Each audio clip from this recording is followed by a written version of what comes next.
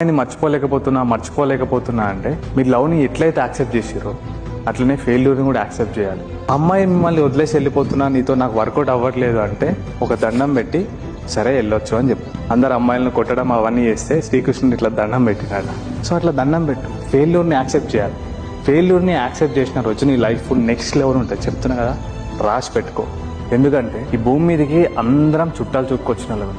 గుర్తుపెట్టుకోండి, ఎవరి లైఫ్ని ఎవరం కంట్రోల్ చేయాల్సిన అవసరం లేదు. వాళ్ళు మనతోనే ఉండాలి, మనం వాళ్ళతోనే ఉండాలి అనుకునే అర్హత మనకు లేదు. ఎవరి ఇండివిజువల్ ఫీలింగ్స్ వాళ్ళకు ఉంటాయి. సరే, మీరు ఇద్దరు ప్రేమించుకున్నారు, ఇద్దరు కనెక్ట్ అయ్యారు, అది వర్కౌట్ అవ్వకపోతే వదిలేసి వెళ్ళిపోతే దాన్ని యాక్సెప్ట్ చేసే మనసు నీ దగ్గర ఉండాలి. ఎప్పుడు బాధపడకు. కన్నీళ్ళకు ఒక వాల్యూ ఉంటుంది, అర్థమవుతుందా? కన్నీళ్ళు ఒకరి కోసం కారస్తున్నావంటే వాళ్ళకి నీ లోపల గొప్ప ప్లేస్ ఉండడం కాదు, వాళ్ళకు కూడా గొప్ప మనసు ఉన్నప్పుడే అట్లాంటి వాళ్ళ కోసం కన్నీరు కార్చాలి తప్ప మిమ్మల్ని వదిలేసి ఇంకొకరిని చూసుకొని పోయిన వాళ్ళ గురించి అస్సలు ఆలోచించకండి. Leaving someone is a personal choice.